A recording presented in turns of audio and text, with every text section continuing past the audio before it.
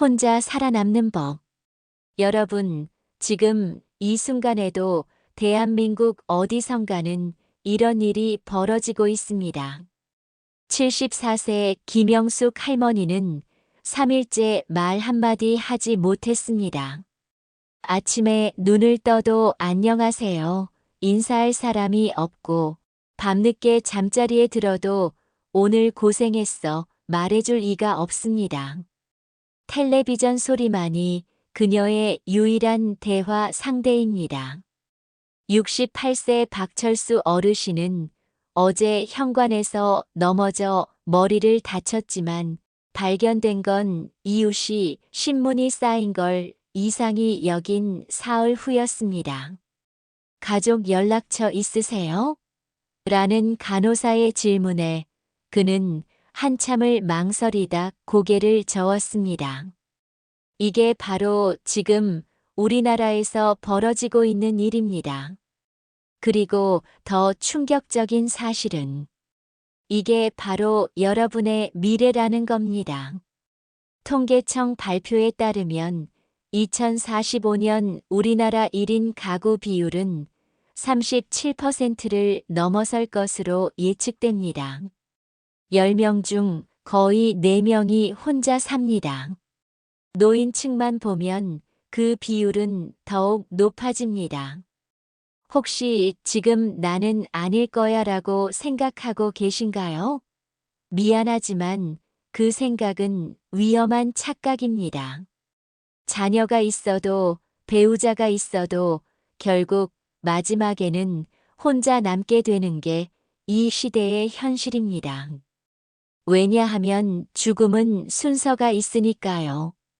그리고 그 순서에서 마지막에 남은 사람은 바로 당신일 수도 있습니다. 그렇다면 묻겠습니다. 여러분은 정말로 혼자서도 무너지지 않을 준비가 되어 있습니까? 병원 갈 일이 생겼을 때 혼자 예약하고 혼자 가서 혼자 진료받을 수 있습니까? 몸이 아플 때 혼자서도 약을 챙겨 먹고 몸조리할 수 있습니까? 하루 종일 아무도 말을 걸지 않아도 정신을 잃지 않을 수 있습니까? 만약 이 질문들에 확신 있게 예라고 답하지 못한다면 오늘 이 이야기는 여러분의 인생을 바꿀 것입니다. 여러분, 눈을 떴는데 집안은 고요합니다. 밥상을 차려줄 사람도 없고 대화 나눌 목소리 하나 들리지 않습니다. 몸이 아파도 대신 약을 사줄 이는 없고 저녁 무렵 창밖을 바라보며 오늘 하루 어땠니? 물어줄 사람조차 없습니다. 무섭지 않으신가요? 그런데 충격적인 사실은 앞으로 우리의 노후가 바로 이런 모습이 될 거라는 겁니다. 이제 나는 아닐 거야 라는 말은 통하지 않습니다. 왜냐하면 미래엔 대부분이 혼자 남게 되기 때문입니다. 지금 우리 사회에는 조용한 혁명이 일어나고 있습니다. 집 앞을 나서면 보이는 아파트 창문들을 한번 보세요. 저녁 7시가 되어도 불이 켜지지 않는 집들이 얼마나 많은지 세어 보신 적 있나요? 옛날엔 저녁이면 어김없이 들려오던 가족들의 웃음소리, 설거지 소리, 텔레비전 소리들이 이제는 점점 줄어들고 있습니다.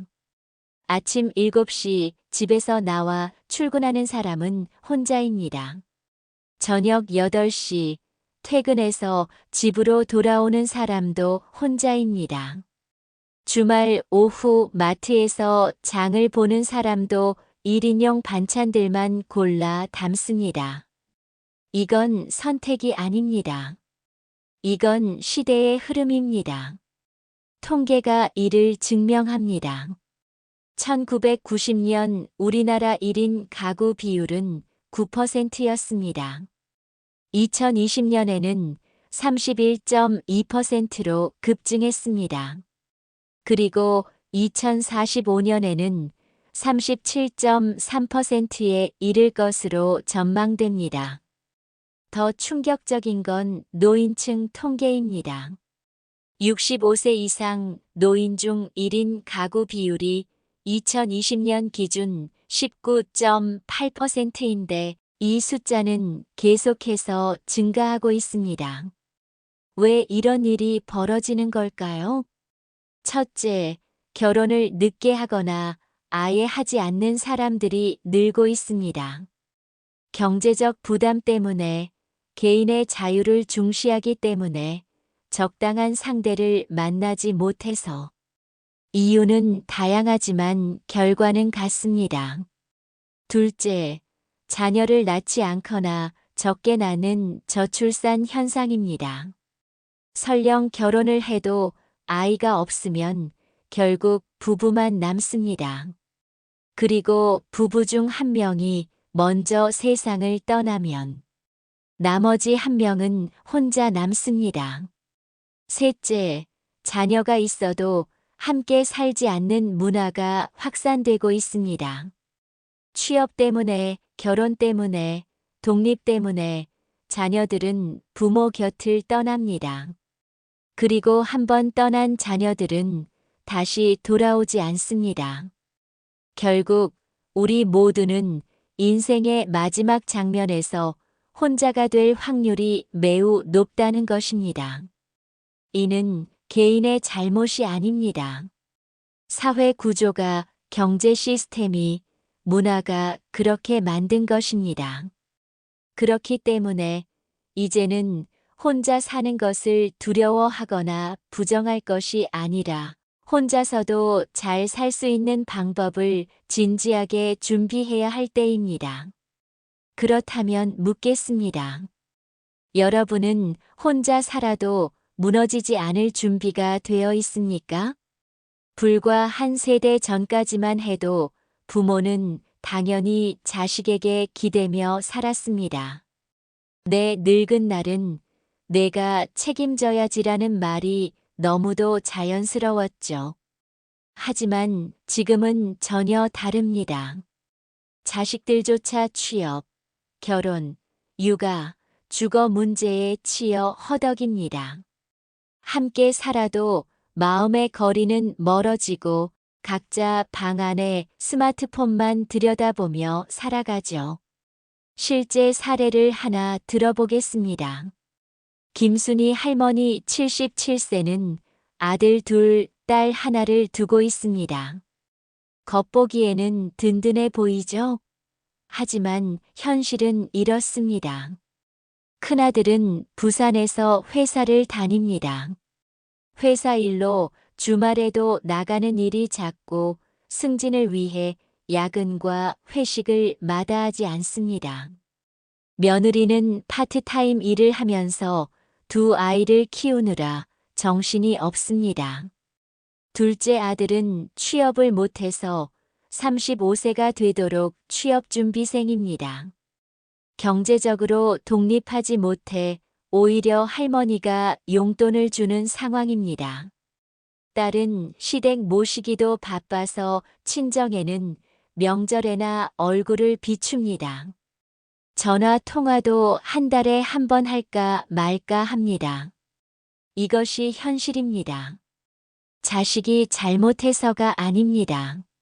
시대 자체가 그렇게 만든 겁니다. 자녀들의 현실을 들여다보면 경제적 압박 때문에 맞벌이를 해야 하고 여가 시간이 거의 없습니다. 취업, 결혼, 주거 문제로 부모와 멀리 떨어져 살게 됩니다. 부모를 모시는 것보다 자신의 가정을 우선시하는 문화로 바뀌었습니다. 육아와 직장 생활을 병행하느라 부모님께 신경 쓸 여력이 부족합니다. 소통 방식, 생활 습관, 가치관 차이로 인한 갈등이 잦아집니다. 배우자는 어떨까요?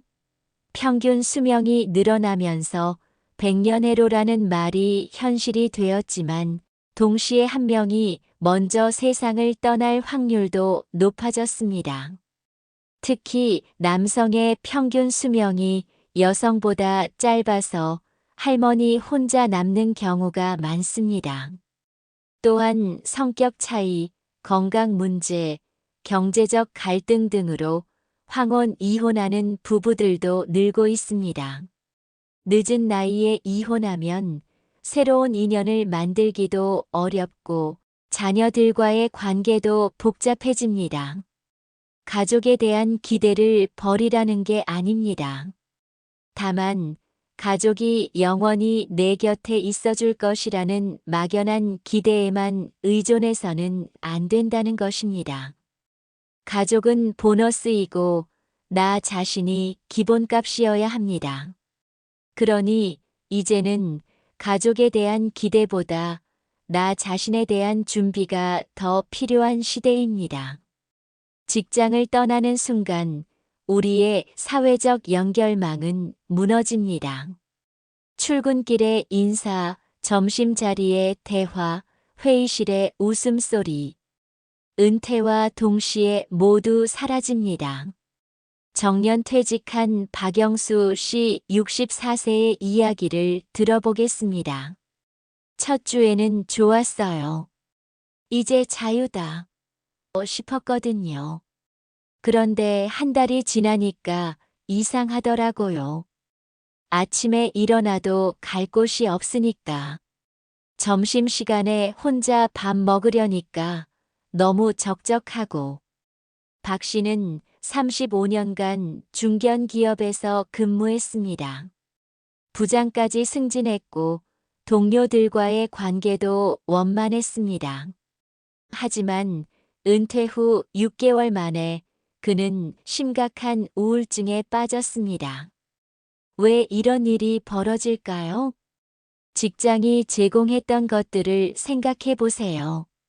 매일의 목적과 의미, 규칙적인 일상 구조, 동료들과의 상호작용, 사회적 정체성과 소속감, 성취감과 인정받는 경험. 은퇴와 함께 이 모든 것이 사라집니다. 그리고 나이가 들수록 새로운 관계를 맺는 일은 점점 더 어렵습니다. 몸도 예전 같지 않고 사람을 만나는 일이 귀찮고 피곤해지니까요. 체력의 한계로 사람을 만나고 어울리는 일 자체가 피곤해집니다. 이 사람이 나에게 뭔가를 바라는 게 아닐까 하는 의심이 앞섭니다. 변화를 받아들이기 어려워지고 새로운 환경에 적응하기 힘들어집니다. 젊을 때처럼 학교, 직장이라는 자연스러운 만남의 장이 없습니다. 거동이 불편해지면 집 밖으로 나가는 것 자체가 부담스러워집니다. 그렇게 혼자의 시간이 길어지면 결국 찾아오는 건 깊은 고립감입니다. 고립감은 단순히 외로운 감정이 아닙니다. 이것은 우리의 정신 건강과 신체 건강을 동시에 위협하는 무서운 적입니다. 정신적으로는 우울증과 불안장애 발생률이 급증하고 인지 능력이 저하되어 치매 위험이 증가합니다. 자존감이 하락하고 무력감에 빠지며 수면 장애와 식욕 부진이 찾아옵니다. 신체적으로는 면역력이 저하되고 심혈관 질환 위험이 증가합니다. 만성염증이 발생하고 전반적인 건강 상태가 악화됩니다. 연구에 따르면 사회적 고립 상태에 있는 노인의 사망률이 그렇지 않은 노인보다 50% 높다고 합니다. 담배를 피우는 것보다도 더 위험한 수준입니다. 그리고 고립이 깊어질수록 무서운 적, 우울이 찾아옵니다. 우울은 노년의 건강을 송두리째 무너뜨리는 가장 위험한 그림자입니다. 우울한 노인은 약 복용을 제대로 하지 않습니다. 정기 검진을 받지 않습니다. 운동을 하지 않습니다. 제대로 식사하지 않습니다. 사람들과 만나기를 거부합니다. 이런 악순환이 계속되면 건강은 급속도로 악화됩니다. 그래서 많은 전문가들이 우울증은 노인의 적이라고 경고하는 것입니다. 국가가 여러 복지 제도를 마련하고 있습니다. 돌봄 서비스, 긴급 구조망, 노인 복지관 프로그램들. 하지만 현실에서 체감해 보신 적 있으신가요? 실제로는 여전히 부족합니다. 시골이나 중소도시에선 서비스가 멀리 있고 정보조차 잘 전달되지 않습니다. 올해 75세가 된 이말순 할머니의 하루를 따라가 보겠습니다. 아침 6시 할머니는 무릎 통증 때문에 일찍 잠에서 깨어납니다. 병원에 가야 하는데 동네 병원은 2주 후에나 예약이 가능합니다. 큰 병원은 소개서가 있어야 하고 교통편도 마땅치 않습니다. 점심시간 혼자 끓인 라면으로 끼니를 때웁니다. 돌봄 서비스를 신청했지만 대기자가 200명이 넘어서 언제 받을 수 있을지 모릅니다. 오후 3시 갑자기 어지러워서 쓰러질 뻔했습니다. 119에 신고하고 싶지만 이 정도로 구급차를 불러도 되나 하는 생각에 망설입니다. 저녁 7시 복지관에서 저녁 식사를 제공한다고 하는데 집에서 너무 멀고 다리가 아픈데 혼자 가기가 두렵습니다. 이것이 현실입니다. 요양보호사 부족으로 대기 시간이 길어지고 시설 부족으로 이용하고 싶어도 이용할 수 없습니다. 지역별 편차가 심해서 거주 지역에 따라 서비스 격차가 발생합니다. 복잡한 신청 절차와 까다로운 자격 요건, 어떤 서비스가 있는지 모르는 경우가 많고 인터넷을 잘 못하는 노인들은 정보 습득 자체가 어렵습니다. 서울과 수도권은 서비스가 비교적 잘 되어 있지만 지방과 농촌은 여전히 사각지대입니다. 대중교통이 불편한 지역에서는 서비스에 접근하기조차 어렵습니다. 서비스는 있지만 질이 떨어지는 경우가 많고 획일적인 서비스로 개인의 특별한 니즈를 충족하기 어렵습니다. 무료 서비스는 한정적이고 본인 부담금이 만만치 않은 경우가 많습니다. 중산층은 지원 대상에서 제외되어 오히려 더 큰 부담을 지는 경우도 있습니다. 정말 심각한 문제는 긴급 상황입니다. 갑자기 쓰러졌을 때, 화재가 났을 때, 도둑이 들었을 때, 이런 위급 상황에서 혼자 사는 노인이 얼마나 무력한지 아시나요? 119 신고해도 위치 설명이 어려워 구조가 지연되고 평소 복용하는 약물 정보를 전달하기 어렵습니다. 응급실에서 보호자나 연락처 요구받지만 연락할 사람이 없고 입원하게 되면 돌볼 사람이 없어서 조기 퇴원 압박받습니다. 결국 가장 확실한 복지는 내가 나를 돌보는 것입니다. 병원에 가는 일, 위급 상황에 대처하는 일, 매일의 끼니를 해결하는 일. 이 모든 걸 결국 혼자 감당해야 하는 것이 지금 우리의 현실입니다. 노후의 핵심은 혈연이 아니라 일상의 인연입니다. 가족보다 더 소중한 사람들이 있습니다. 바로 일상에서 만나는 사람들이죠. 동네 산책 친구, 매주 안부를 묻는 지인, 마을버스 기사님에게 건네는 안녕하세요. 이 작은 연결이 혼자의 삶을 버티게 합니다. 실제 사례를 들어보겠습니다. 이순자 할머니 74세는 5년 전 남편을 잃고 혼자 살게 되었습니다. 자녀들은 모두 멀리 살고 있어서 명절에나 볼 수 있었죠. 처음 1년은 정말 힘들었다고 합니다. 하루 종일 말 한마디 하지 못하는 날이 태반이었고 우울증까지 찾아왔습니다. 그런데 2년 전부터 변화가 시작되었습니다.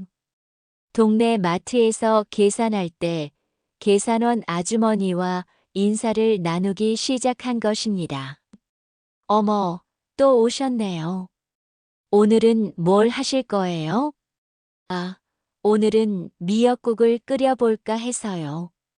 이런 짧은 대화가 쌓이더니 나중에는 서로 안부를 묻는 사이가 되었습니다. 그리고 마트 아주머니가 이 할머니를 동네 반찬 나눔 모임에 소개해 주었습니다. 지금은 그 모임의 핵심 멤버가 되어서 매주 화요일과 금요일에는 다른 할머니들과 함께 반찬을 만들어 나눠 먹습니다. 혼자 끓이기 귀찮았던 된장찌개도 이제는 여러 명이 함께 끓여서 나눠 먹으니 훨씬 맛있다고 합니다. 이제는 화요일, 금요일이 기다려져요. 그날만큼은 말할 상대가 있으니까요. 방법은 간단합니다. 첫째, 동네 모임 참여 귀찮아도 한 번은 가보세요. 인생을 바꿀 사람을 만날 수 있습니다. 복지관 프로그램이든 교회나 절의 모임이든 아파트 분여회든 상관없습니다. 일단 나가보는 것입니다. 첫 번째는 어색하겠지만 두 번째, 세 번째 가다 보면 자연스럽게 대화가 시작됩니다. 둘째, 끊긴 관계 이어가기 오래 전 친구라도 연락하면 다시 이어질 수 있습니다. 20년 전 직장 동료, 10년 전 이사 가면서 연락이 끊긴 이웃. 부끄러워하지 말고 먼저 연락해 보세요. 안녕하세요. 오랜만이에요. 그동안 어떻게 지내셨어요? 이 한마디가 새로운 관계의 시작이 될 수 있습니다. 셋째, 작은 인사 생활화 짧은 인사가 언젠가 삶을 지탱하는 끈이 됩니다. 엘리베이터에서 만나는 이웃, 산책할 때 마주치는 사람, 마트 계산대 직원, 동네 약국 사장님.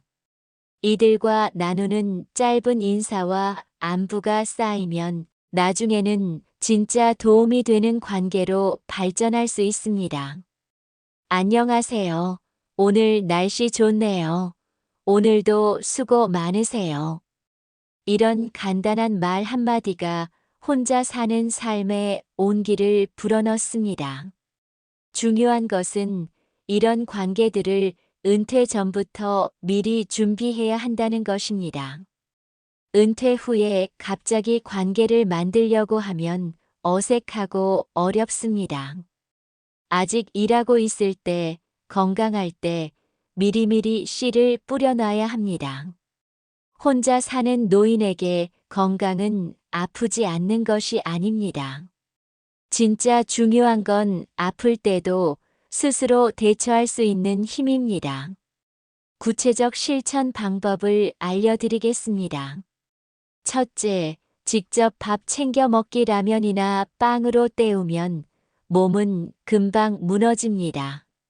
최소한의 반찬이라도 직접 준비해야 합니다. 혼자 사는 노인들이 가장 소홀히 하는 것이 식사입니다. 나 혼자 먹는데 뭘 그렇게 차려 먹어? 하면서 라면으로 때우거나 빵 하나로 끼니를 해결하는 경우가 많습니다. 하지만 이렇게 먹으면 영양 불균형으로 면역력이 떨어지고 근육량이 감소합니다. 당뇨, 고혈압 같은 만성 질환도 악화됩니다. 간단해도 좋으니 밥과 국물, 그리고 반찬 하나 정도는 챙겨 드세요. 김치찌개에 계란 하나 넣고 밥 한 공기면 충분한 한 끼 식사가 됩니다. 미리 반찬을 여러 개 만들어서 냉동 보관하는 방법도 좋습니다. 체력이 좋을 때 한 번에 여러 반찬을 만들어 소분해서 얼려두면 몸이 아플 때도 간편하게 식사할 수 있습니다. 둘째, 약물 관리 시스템 구축. 혼자서도 실수 없이 약을 챙겨 먹을 수 있는 시스템을 만드세요. 나이가 들면 복용하는 약이 많아집니다. 혈압약, 당뇨약, 관절염약, 영양제까지. 하지만 혼자 살면 약 먹는 걸 깜빡하거나 중복으로 먹는 실수가 생깁니다. 약통을 요일별로 나누어 미리 세팅해 두세요. 일주일치를 한 번에 준비하면 매일 무엇을 먹어야 하는지 한눈에 보입니다. 스마트폰 알람을 설정해서 복용 시간을 놓치지 않도록 하는 것도 중요합니다. 응급 상황에 대비해 복용 중인 약물 리스트를 정리해서 지갑이나 핸드폰 케이스에 넣어두세요. 의식을 잃었을 때 의료진이 참고할 수 있습니다.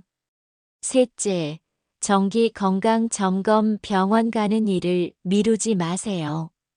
조기 발견이 혼자 사는 노인에게는 생존의 열쇠입니다. 혼자 사는 노인은 아픈 걸 숨기는 경향이 있습니다. 누가 돌봐줄 것도 아닌데 아프면 어떡하지? 하는 걱정 때문입니다.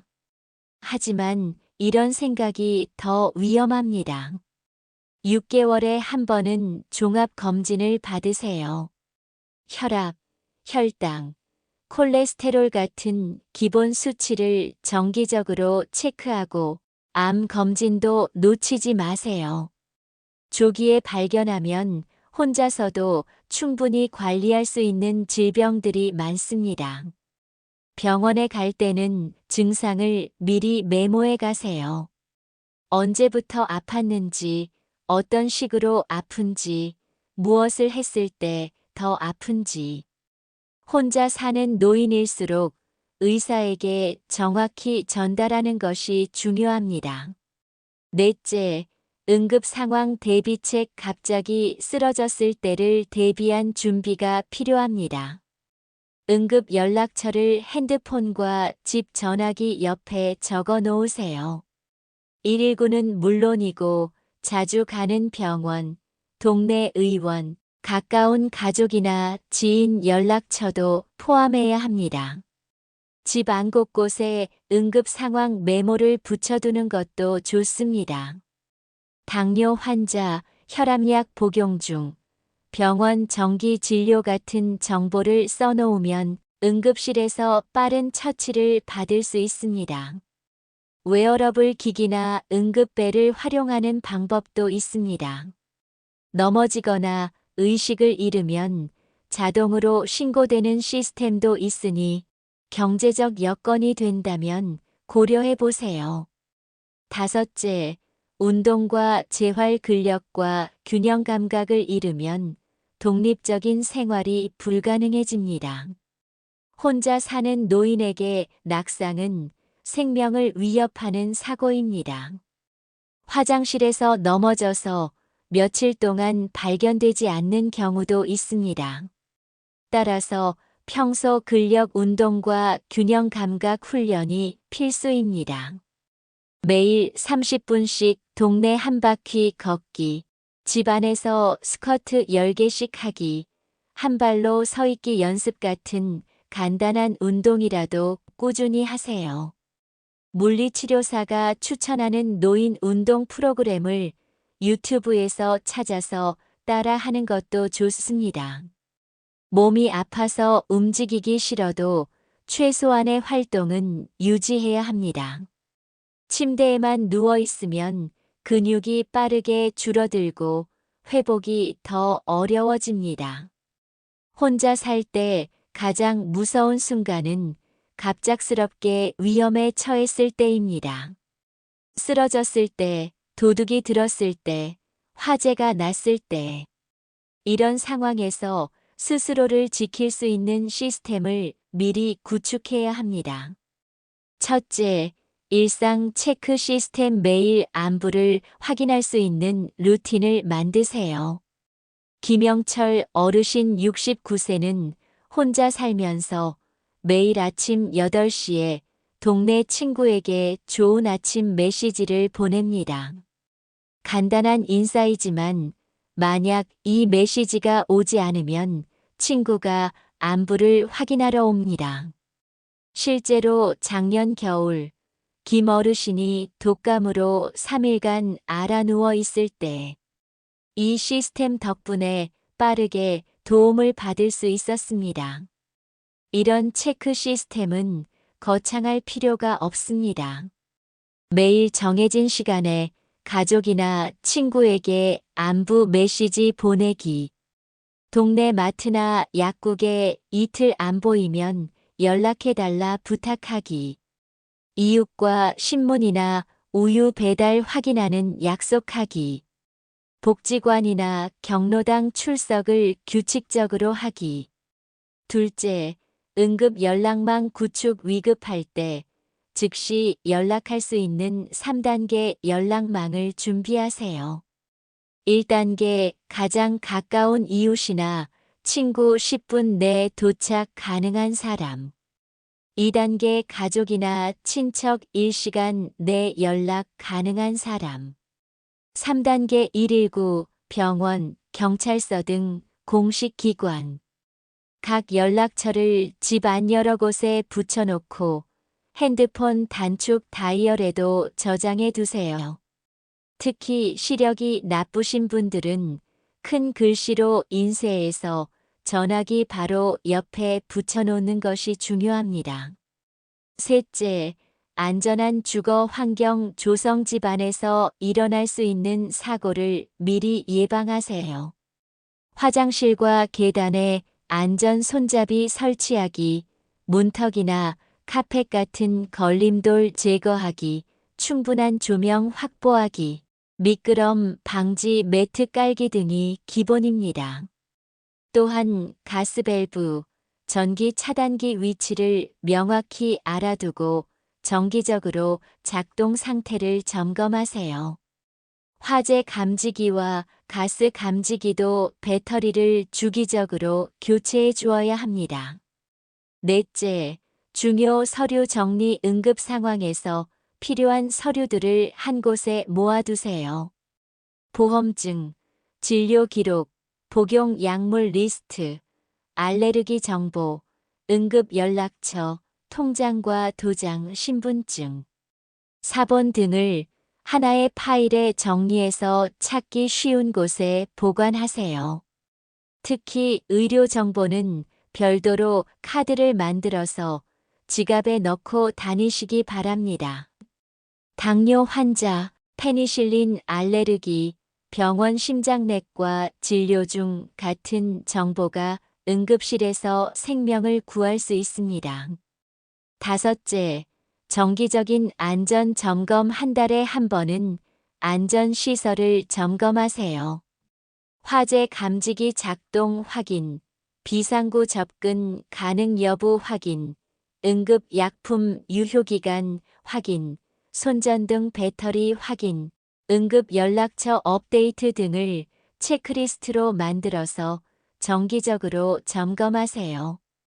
혼자 사는 노인에게 돈 문제는 단순히 여유의 문제가 아닙니다. 생존의 문제입니다. 도움받을 사람이 없을 때 돈이 유일한 해결책이 되는 경우가 많기 때문입니다. 정년 퇴직한 최명호 씨 66세의 이야기를 들어보겠습니다. 퇴직금과 연금으로 여유롭게 살 수 있을 거라 생각했는데 현실은 달랐습니다. 퇴직 후 2년 만에 무릎 수술을 받게 되었고 수술비와 재활 비용으로 목돈이 나갔습니다. 자녀들에게 손 벌리기 싫어서 혼자 감당하려니 경제적 압박이 심해졌습니다. 결국 집을 작은 곳으로 옮기고 생활비를 크게 줄여야 했습니다. 첫째, 생활비 최소화 전략. 꼭 필요한 것과 불필요한 것을 명확히 구분하세요. 혼자 사는 노인의 필수 지출 항목. 주거비, 월세, 관리비, 공과금. 식비, 건강한 식단 유지를 위한 최소 비용. 의료비, 정기 검진, 약값, 응급 상황 대비. 교통비, 병원, 마트 등 필수 이동. 반면 줄일 수 있는 지출. 과도한 통신비, 불필요한 옵션 해지. 안 입는 옷 구매. 비싼 외식 집밥으로 대체. 충동 구매, 일주일 후에도 정말 필요한지 재고. 둘째, 수입원 다각화. 연금 외에도 추가 수입을 만들 수 있는 방법을 찾으세요. 요즘은 고령자도 할 수 있는 일들이 많습니다. 동네 상점 알바 몇 시간씩 단시간. 아파트 경비원이나 청소원. 재능 기부, 과외, 기술 지도 등. 부업 가정원예, 수공예품 판매 등. 중요한 것은 체력 범위 내에서 하는 것입니다. 몸을 무리해서 병원비가 더 나가면 본말 전도가 됩니다. 셋째, 의료비 관리 전략. 병원비를 절약할 수 있는 방법들을 활용하세요. 국가에서 제공하는 의료 혜택을 적극 활용하세요. 국가 건강검진 무료. 치매, 우울증 검사 보건소 무료. 독감 예방접종 65세 이상 무료. 의료급여 대상자 혜택 확인. 동네 의원을 주치의로 정해서 정기적으로 방문하세요. 큰 병원보다 비용이 저렴하고 의사가 환자를 잘 알고 있어서 더 세심한 진료를 받을 수 있습니다. 넷째, 주거비 절약. 집값이 생활비에서 차지하는 비중을 줄이세요. 혼자 살 때는 넓은 집이 필요 없습니다. 관리하기도 어렵고 난방비도 많이 나갑니다. 적당한 크기의 집으로 이사하는 것을 고려해 보세요. 다만 무조건 싼 곳으로 이사하면 안 됩니다. 다음 조건들을 확인하세요. 병원, 마트, 약국 접근성. 대중교통 이용 편의성. 치안과 안전 상태. 이웃들과의 관계 형성 가능성. 다섯째, 비상자금 관리. 예상치 못한 지출에 대비한 자금을 따로 준비하세요. 혼자 사는 노인에게는 갑작스러운 의료비, 집 수리비, 장례비 등 큰 지출이 발생할 수 있습니다. 생활비와는 별도로 비상금을 준비해야 합니다. 목표는 6개월에서 1년치 생활비 정도입니다.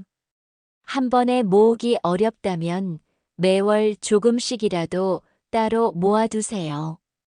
이 돈은 정말 응급 상황에만 사용하고 평상시에는 절대 건드리지 마세요. 혼자 사는 노인에게 가장 위험한 적은 질병이 아니라 우울입니다. 우울해지면 약도 제대로 안 먹고 밥도 대충 먹고 사람도 안 만나고 병원도 안 갑니다. 모든 것이 악순환으로 이어집니다. 박순옥 할머니 71세는 남편이 세상을 떠난 후 3년간 심한 우울증을 앓았습니다. 처음에는 그냥 슬픈 줄 알았어요. 남편 잃고 슬픈 게 당연하다고 생각했거든요. 그런데 6개월이 지나도 1년이 지나도 매일 눈물만 나더라고요. 밥 먹기도 싫고 씻기도 싫고 아무것도 하기 싫더라고요. 할머니는 하루 종일 텔레비전만 보면서 지냈습니다. 자식들이 안부 전화를 해도 괜찮다고만 했지, 실제로 얼마나 힘든지는 말하지 않았습니다. 자식들한테 짐이 되고 싶지 않아서 그냥 혼자 버텼어요. 그런데 나중에는 정말 죽고 싶다는 생각만 들더라고요. 다행히 동네 복지사가 찾아와서 상담을 받게 되었고, 지금은 많이 회복되었습니다. 하지만 3년이라는 소중한 시간을 잃었습니다. 첫째, 우울 신호 조기 발견 다음 증상이 2주 이상 지속되면 전문가 도움을 받으세요. 매일 기분이 우울하고 무기력함. 예전에 즐겨 하던 일에 흥미를 잃음. 식욕이 떨어지거나 과식함. 잠을 못 자거나 너무 많이 잠. 집중력이 떨어지고 건망증이 심해짐. 자책하거나 무가치감을 느낌. 죽고 싶다는 생각이 듦. 이런 증상들을 나이가 들어서 그래 하고 넘어가면 안 됩니다. 치료받으면 충분히 좋아질 수 있습니다. 둘째, 일상의 작은 루틴 만들기. 매일 해야 할 작은 일들을 정해서 실행하세요. 우울해지면 하루가 무의미하게 흘러갑니다. 이를 방지하려면 매일의 작은 목표가 필요합니다. 아침에 일어나서 세수하고 옷 갈아입기. 하루 한 끼는 제대로 차려 먹기. 30분 이상 밖에 나가기, 산책, 장보기 등. 누군가와 안부 인사 나누기. 저녁에 오늘 있었던 일 하나라도 떠올리기. 작아 보이지만 이런 루틴이 정신 건강을 지키는 기반이 됩니다. 셋째, 사회적 연결 유지. 혼자라도 완전히 고립되지 않도록 하세요. 우울의 가장 큰 원인 중 하나가 고립감입니다. 사람과의 연결을 의도적으로 만들어야 합니다. 매주 정기적으로 만나는 사람 만들기. 전화나 메신저로 일상 나누기. 동네 모임이나 종교 활동 참여. 자원봉사나 취미 활동하기. 나 같은 늙은이가 무슨 봉사를 해야지 마세요. 경험과 지혜로 할 수 있는 일들이 많습니다. 도서관에서 책 읽어주기, 어린이 교통안전 지도, 텃밭 가꾸기 등 소소한 활동도 좋습니다. 넷째, 의미 있는 활동 찾기. 단순히 시간을 때우는 것이 아니라 보람을 느낄 수 있는 일을 하세요. 은퇴 후에는 내가 누군가에게 도움이 되고 있다는 느낌이 중요합니다. 손자녀 돌보기 도움. 이웃에게 음식 나눠주기. 화분 키우기나 텃밭 가꾸기. 옛날 사진 정리하거나 일기 쓰기. 젊은 사람들에게 경험 전수하기. 이런 활동들이 자존감을 높이고 삶의 의미를 찾게 해줍니다. 다섯째, 전문가 도움 받기. 혼자 해결하려 하지 말고 도움을 요청하세요. 정신건강 문제는 부끄러운 것이 아닙니다. 감기 걸리면 병원 가는 것처럼 마음이 아프면 상담을 받는 것이 당연합니다. 보건소에서는 노인 정신건강 상담을 무료로 제공합니다. 또한 지역 정신건강복지센터에서도 다양한 프로그램을 운영하고 있습니다. 약물 치료가 필요한 경우도 있는데 이것도 부담스러워 하지 마세요. 혈압약 먹듯이 항우울제도 필요하면 먹는 것일 뿐입니다. 여러분, 지금까지 제가 말한 내용들이 무겁게 느껴지셨을 수도 있습니다. 하지만 이는 두려워하라는 이야기가 아닙니다. 준비하라는 이야기입니다. 혼자 산다는 것은 외롭고 불안한 일이 아닙니다. 오히려 누구에게도 폐 끼치지 않으면서 자유롭고 당당하게 사는 방법일 수 있습니다. 중요한 것은 준비입니다. 50대, 60대, 아직 건강할 때 미리 준비하세요. 관계를 만들고 건강을 챙기고 안전망을 구축하고 경제적 기반을 다지고 정신적 체력을 기르세요. 그렇게 준비된 노후는 혼자여도 충분히 풍요롭고 의미 있을 수 있습니다. 김영순 할머니 78세는 지금 혼자 살지만 매우 만족스러운 노후를 보내고 있습니다. 처음에는 무서웠어요.